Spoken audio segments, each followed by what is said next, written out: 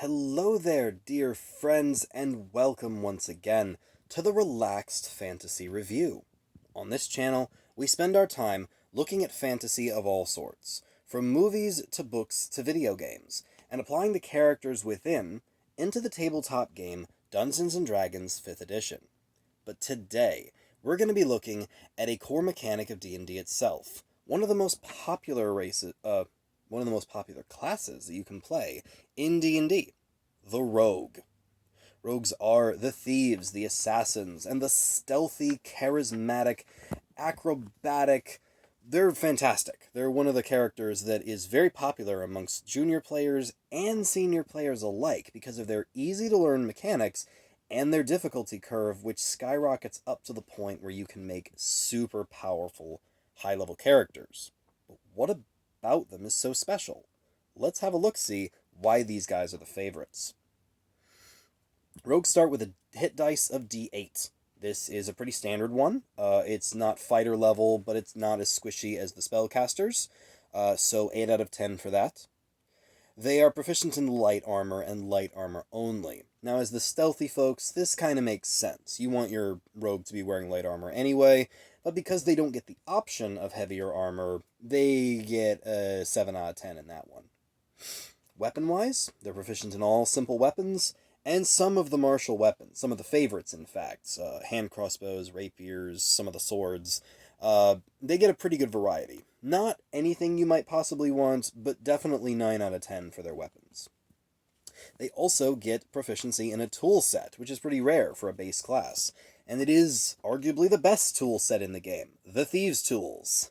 The Thieves' Tools allow you to pick locks and pretty much break into places with a sleight of hand or dexterity check and a tool proficiency check. There's several ways you can use them, and the fact that every rogue is proficient in them gives them an 8 out of 10 for their tool proficiencies. Now, their saving throws are dexterity and intelligence. Intelligence is not the most useful one, but dexterity is arguably the most useful one. It's a pretty decent set. I give a 10 out of 10 and an 8 out of 10 for those two saving throws. But then you get the real bread and butter of the rogue, their skills. Even more so than the bard, the rogue gets to choose 4 skills from a very large list of 11. This is pretty unparalleled. They get a lot of skill options. When you factor in background, maybe a couple racial features here, rogues truly are the skill junkies of the game. I give them 10 out of 10, and then 9 out of 10 for the variety. Then comes their first power, expertise.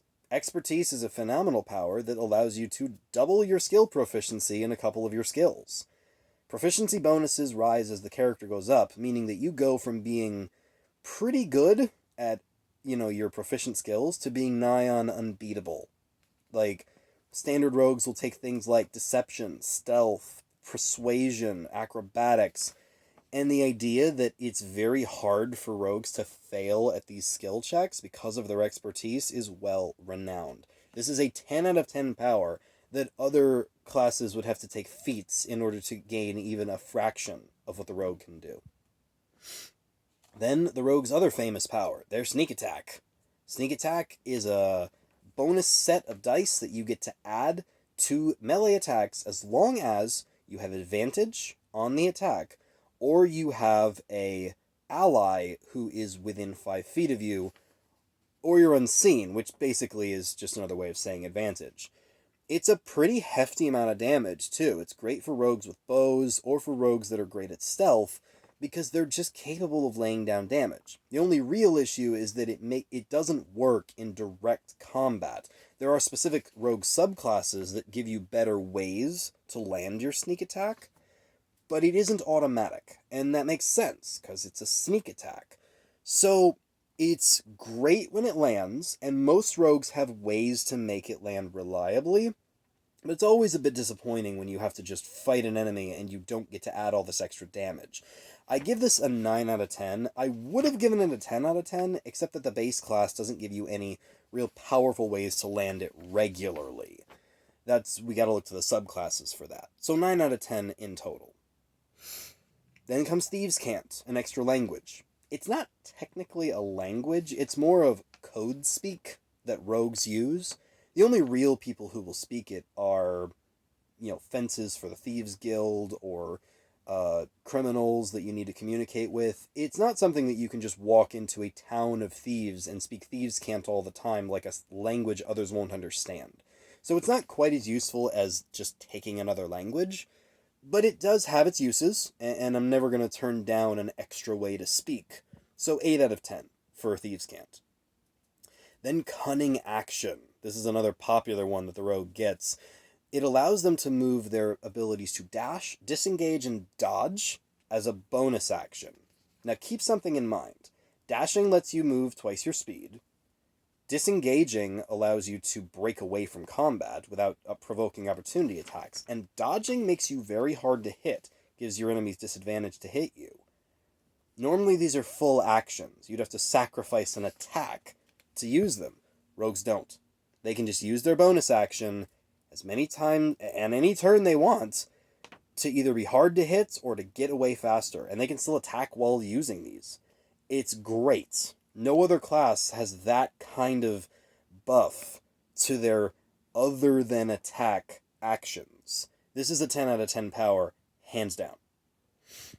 Now, rogues also get the second most ability score improvements, second only to the fighter. They get 6 throughout their 1 through 20 campaign, allowing them to buff up their stats or take more feats. This is 9 out of 10. Only the fighter is better, and the rogue definitely shows with their extra feats and extra stats just why they're so good. Then comes Uncanny Dodge. It allows you to use your reaction to halve the damage you take from any attack. This is great, because if you are a rogue that's getting stuck in combat and your Cunning Action dodge or whatever allows you still take damage, now you get to have it. Your AC is probably not going to be that high as a rogue because of your light armor, but this just makes you more resilient and is a 10 out of 10 power with no question. Then comes Evasion. Evasion means that you will take half of the damage from a dexterity saving throw if you fail it, and no damage if you succeed on it. This is specific to spells that would do full damage on a fail and half damage on a success, and is really, really good. Obviously, area of effects is not as common as just a straight-up weapon attack, but I still give this a 9 out of 10. It will save the rogue way more times than you might think. Then comes Reliable Talent. Reliable Talent allows you, in any skill that you are proficient in, when you roll the d20 and you get anything less than a 10, you get to count it as a 10.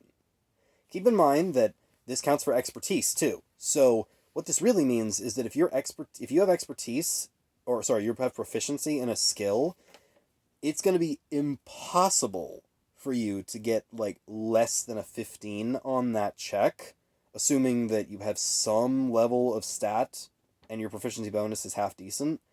And if you have expertise, it's going to be impossible for you to roll less than 20, making skill checks really hard to fail when you're proficient in them. It's a 9 out of 10 power. Pretty much any time you use your skills, it's going to come up. Then, Blind Sense. Rogues get Blind Sight. It's only out to 10 feet, but it means that it's basically impossible for any invisible enemies to attack them directly without them knowing what's going on. So this is helpful. I mean, it's only 10 feet, so I give it a 9 out of 10, but it's another sense, and invisible enemies don't always come up, but when they do, they're horrible to fight. This makes it so the rogue can really take them on without trouble. Next is the Slippery Mind Power, one of the few class abilities that gives you a proficiency in another saving throw, specifically Wisdom. Proficiency in saving throws, especially at these later levels, buff you up ridiculously, and Wisdom saving throws are one of the most useful in the game, right next to Dexterity. So now you've got a rogue that's got proficiency in the 2 most useful saving throws, and it's just really, really good. It's a shame it comes in so late, but it's really good. 9 out of 10. Next, the Elusive Power. Elusive means that no attack against you can have advantage, unless you're incapacitated. But as long as you are not unconscious or incapacitated, you cannot have advantage used against you. Stealthy enemies, invisible enemies, enemies who've got a special power that give them advantage, it doesn't matter. They just can't. 9 out of 10. Obviously, advantage isn't always there, but when it is, it can really hurt. So this just takes it away. And then the final power, Stroke of Luck. This means that you can turn a failed ability check or attack roll into a success. Just automatically. Basically, you just get a luck point that says, hey, if I fail something once per rest, short rest, I might add, or long rest, I can just choose to succeed. If it's a really, really crucial moment and I have to succeed, I can. That's it. That's the power. And it doesn't get much better than that. Your get out of jail free card per rest. 10 out of 10. No question. And a phenomenal capstone feature for the rogue to have. When you crunch all the numbers together, it's clear to see why the rogue is amazing. None of these skills are a dud. Some of them are more useful than others. In total, they're a 9 out of 10 class, but a high 9 out of 10. Pretty much everything they do is powerful, and none of it is, limited. So rarely does the rogue have to take rests to get their powers back. They can use these, most turns, and they will.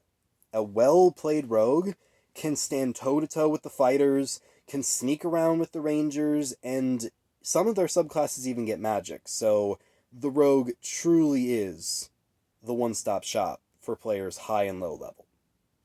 This has been the Relaxed Fantasy Review. If you enjoyed the video, please like and subscribe down below, and keep your eyes open for the remaining class reviews coming up very soon. Have a good one, my friends.